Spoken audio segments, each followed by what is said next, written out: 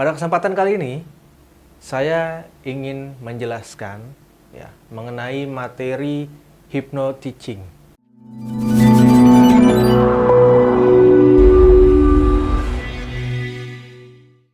Nah, ketika kita membahas hypno-teaching, tentunya ada kata hypno dan teaching yang kedua ya. Oke. Di antara hypno dan teaching ini tentunya di tengah-tengahnya ada seseorang atau pelaku ya, yaitu teacher. Oke, atau guru ya, atau pendidik. Yang pertama saya akan jelaskan terlebih dahulu subnya, yaitu hypno. Hypno apa sih hypno ya? Hypno adalah hipnosis ya. Lalu apa itu hipnosis?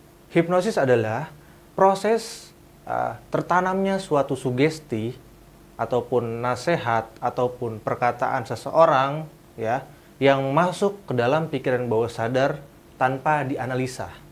Oke, baik. Jadi dikatakan hipnosis ketika kita menyampaikan sesuatu kepada seseorang ataupun anak didik kita atau peserta didik kita ya, lalu diterima ucapan kita itu dan menjadi kenyataan di dalam kehidupannya atau dilakukan ya nasihat kita tersebut, itu sudah dikatakan hipnosis. Lalu hipnosis kenapa sih bisa dijadikan ilmu dalam pendidikan ya, pengembangan dalam dunia pendidikan? Kenapa sih ya? Padahal selama ini kita ketahui ya, di pandangan masyarakat semua tentunya hipnosis ini negatif ya. Ada yang bilang hipnosis itu syirik ya, hipnosis itu gaib. Ada juga hipnosis itu untuk membongkar aib-aib seseorang ya. Lalu ada juga yang bilang hipnosis itu tidur, tidak sadar. Itu bagi masyarakat atau orang yang belum mempelajari ilmu hipnosis secara benar dan terukur ya. Tentunya kita harus mempelajari hipnosis lebih dalam ya. Kita bisa ikut pelatihannya atau kita dengarkan edukasi-edukasi mengenai ilmu hipnosis. Sangat banyak sekali ilmu hipnosis dalam pengembangannya. Tentunya salah satunya yaitu di dalam dunia pendidikan ini. Sesungguhnya hipnosis tidak syirik, tidak goib, dan tidak untuk membongkar aib dan lain sebagainya. Itu semua salah ya. Yang betul adalah kondisi hipnosis adalah kondisi di mana kita dalam keadaan rileks. Nah, selain rileks apa? Fokus ya. Fokus yang intens kepada seseorang. Lalu kita menerima sugesti perkataan seseorang. Tentunya itulah yang ingin kita gunakan agar apapun sugesti kita, perkataan kita atau materi yang kita sampaikan kepada siswa-siswa kita itu bisa diterima oleh pikirannya. Lalu yang kedua, sub kedua ini adalah teacher atau guru ya. Di dalam melakukan hypno-teaching tersendiri ya, dalam diri seorang guru harus memiliki niat yang kuat. Niat yang kuat tentunya niat itu tidak sekedar niat ya.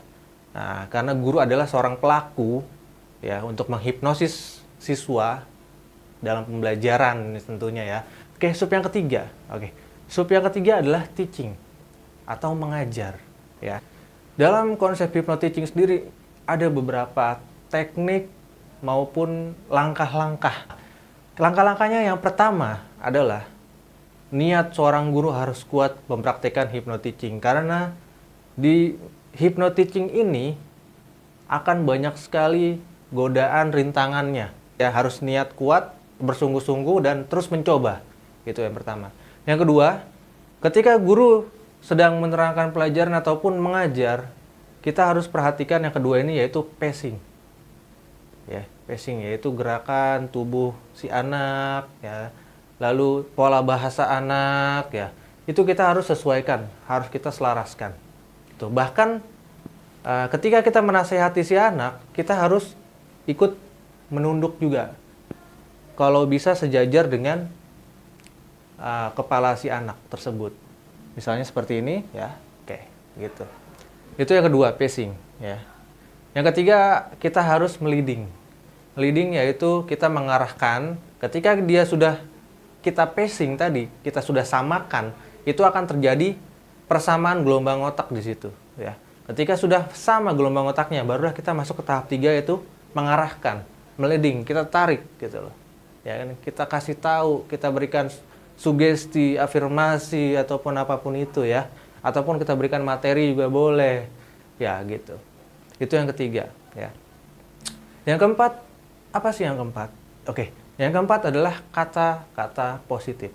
Nah, Ketika kita menasehati siswa kita, peserta didik kita, gunakan kata-kata yang positif. Hindari kata tidak dan jangan. Karena kata tidak dan jangan itu tidak akan dapat diterima oleh pikiran bawah sadar. Gunakan kata-kata saat ini. Gitu. Kenapa kata tidak dan jangan itu tidak boleh dikatakan pada saat kita menasehati peserta didik kita atau siswa kita? Karena tidak diterima oleh pikiran bawah sadar. Contohnya bagaimana? Misalnya begini. Anak-anak, kalian jangan mikirin main terus. Pasti yang dipikirin main terus. Ya kan? Jangan membayangkan cicak. Tentunya di pikirannya cicak. Jangan pikirkan cicak dengan memakai celana. Pasti di pikirannya pakai celana cicaknya. Ya. Itulah hebatnya pikiran bawah sadar. Ya. Jadi kita harus bisa menyingkirkan tidak, jangan, akan. Itu kalau bisa kita singkirkan terlebih dahulu ketika kita menasehati. Ketika kita dalam materi, boleh untuk menggunakan kata-kata tersebut.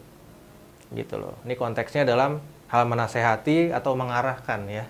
Begitu. Selanjutnya kita harus memberikan pujian. Itu adalah yang kelima. Oke? Nah, pujian di saat apapun, walaupun siswa dalam keadaan salah, berikan pujian. Ya. Sesungguhnya itu akan memotivasi. Dia akan berusaha untuk bangkit dan berubah lebih baik lagi. Begitu. Itu yang kelima. Dan yang keenam. Yang keenam adalah model. Kita sebagai guru harus menjadi sosok model. Lalu yang ketujuh apa? Ketujuh adalah progresif relaksasi. Intinya dalam konsep relaksasi, kita membuat siswa rileks, tenang. Ya, ketika rileks, tenang, damai, itu sudah masuk dalam keadaan kondisi gelombang otak alfa theta. Ya, barulah kita siap untuk dimasukkan sugesti positif. Nah, itu adalah 7 langkah hypnoteaching. Yang pertama adalah niat. Kedua adalah pacing, yaitu kita menyamakan gerakan tubuh, bahasa, dan lainnya. Yang ketiga, kita leading, mengarahkan. Yang keempat, kita gunakan kata positif. Yang kelima, kita harus selalu berikan pujian. Ya. Dan yang keenam, kita harus menjadi model bagi siswa-siswi kita. Dan yang terakhir adalah progresif relaksasi. Itu adalah langkah-langkahnya. Lalu selanjutnya tekniknya. Ya, teknik ataupun teknis ya. Oke. Kita sebagai guru tentunya memiliki banyak cara ya untuk memberikan sugesti ataupun materi dengan sangat luas ya tentunya. Tapi intinya saya ingin menjelaskan dengan teknis ini, kita sebagai guru kita harus menggunakan metafora. Yang pertama metafora, yang kedua cerita ya. Karena metafora dan cerita ini langsung akan masuk dalam pikiran bawah sadar. Gitu. Ini hebatnya metafora dan cerita. Makanya dalam konsep hipnosis, cerita dan metafora adalah ilmu hipnosis tertua yang ada di dunia. Selanjutnya, selain metafora dan cerita, yaitu kita gunakan repetisi. Kita terus ulang sugesti arahan tersebut. Ya. Begitupun dengan materi pembelajaran sama. Materi-materinya diulang terus. Gitu. Ketika hari ini belajarnya itu, nah, ketika besok kita ulang lagi, kita ulas kembali. Untuk mengingat, mereview, gitu. Kita repetisi, kita ulang. Nah, begitu. Lalu yang ketiga, ketika kita menasihati seseorang ataupun siswa-siswi kita, gunakan teknik atau kata-kata double bind, yaitu menggunakan unsur 2 kata yang merujuk kepada satu. Contohnya seperti apa? Oke, seperti ini contohnya kata-katanya. Oke, Andi, mau maju sekarang atau maju ke urutan 2. Ya. Nah, intinya merujuk kepada satu, yaitu Andi tetap maju ke depan untuk mengerjakan soal-soal dari kita sebagai guru. Oke, itulah konsep hypnoteaching. Ya, secara sederhananya. Cukup sekian yang saya sampaikan. Kita akan bahas kembali materi-materi yang lebih hebat lagi, luar biasa lagi di video-video berikutnya. Oke, saya Agus Yuliono. Salam pemberdayaan.